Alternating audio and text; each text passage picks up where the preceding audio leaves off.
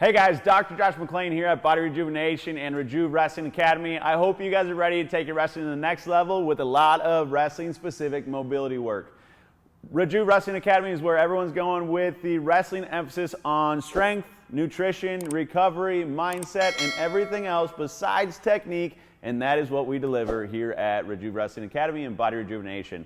So we're going to get going with some wrestling-specific mobility exercises. When I start breaking this down and saying wrestling-specific, there's a lot of positions that we need to be mobile in that other sports are not required. And it's a lot different than just going through a static hamstring stretch here. When we start breaking it down at the very fundamental levels, you'll see the difference exercise by exercise so that you understand positionally how this is going to affect your wrestling. So let's get going.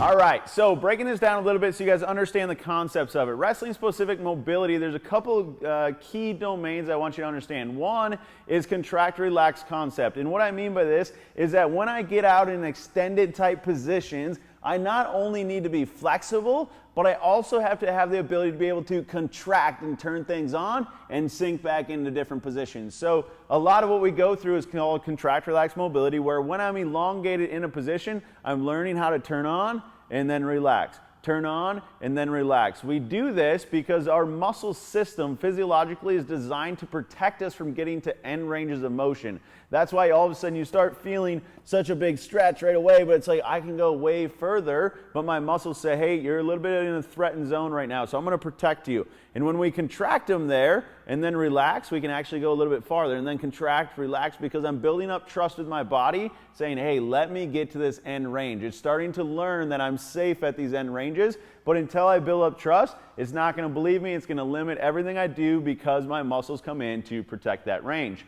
The second part is called active and passive insufficiency, which means that as we start to explore new ranges, actively, I can only get so far. So a good example of this is if I go to rotate here, actively, I can only get to here. But if somebody took my arm and passively went further, I still have more motion. I still got more mobility. This has to do with how your muscles are contracting and how they overlap with each other. When I get to an active range, I can only shorten it so far, or I can only elongate it so far, but then somebody else can apply pressure, but I have to then learn how to actually turn on and use that range of motion and not just fall back to where I started or where I could actively get. So those are some of the main components that we start to put into our program when we start talking about mobility.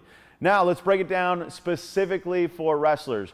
When I start looking at tight areas and why we need mobility, think about the head and neck first. If my head starts to go somewhere, everything else is going to follow with it. Otherwise, my neck is going to break, right? So if I'm here and somebody starts cranking me into a half, if I don't have good neck mobility and don't have the ability to get my head down, my whole body is eventually going to start rolling to my back, which is what we don't want. Then let's go down to the shoulder, right? A lot of positioning stuff for my shoulders, a couple big positions. One, I'm in a stance right here. If I don't have the ability to get my shoulders up and I don't have the thoracic and back ability to work with my shoulders, I'm not going to be very functional here, reaching, snapping, or creating any power out of those positions. So shoulder mobility is huge. Then think about it down on the mat. Once I'm down on the mat here, if I have good shoulder mobility, which we've wrestled somebody with good shoulder mobility, they're just like loosey-goosey and they just flop right through. The tight guys, aka me, it's like, oh, dude, and all of a sudden my whole body starts to turn because I don't have the shoulder mobility. But if we can learn how to create that, then I can do all kinds of dynamic stuff with my shoulders down in these positions without having any limitations from mobility. Then let's start looking at the hips.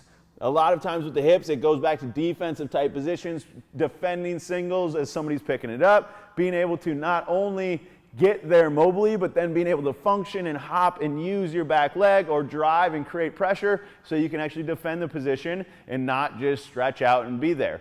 Then when we start looking at somebody shooting in, a lot of times we start getting these elongated positions. Like I said though, now I have to be functional here. I don't just have to get away from them. Now I have to function and either push, pull, circle, do some sort of move out of there to be able to be functional with my mobility at that end range. This is what the Wrestling Specific Mobility Program is all about. I can show you guys 100 different exercises. We walk you through step by step, neck, shoulder, back, low hips, etc., to be able to get that mobility and be able to function in those positions.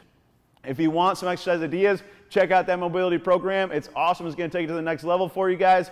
It is one thing that is underutilized in the sport of wrestling, and if you do it, if you put it into your training, even 5-10 minutes a day, it's going to enhance your mobility and take you to that next level. Have a great day. Keep impacting the world, and we'll talk soon.